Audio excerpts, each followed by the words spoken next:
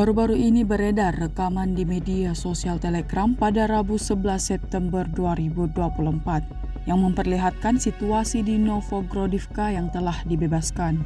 Video amatir yang diabadikan langsung oleh sekelompok prajurit angkatan bersenjata Rusia tersebut menunjukkan kepada para penonton bagaimana kondisi kota tersebut. Setelah menempuh beberapa menit perjalanan, militer Rusia akhirnya sampai di titik tujuan. Mereka langsung disambut oleh sebuah kendaraan militer yang kini berubah menjadi sampah rongsokan. Terlihat juga salah seorang korban yang diblur dalam video ini. Para warga di kota ini terlihat mulai berbenah memperbaiki semua yang terkena dampak perang.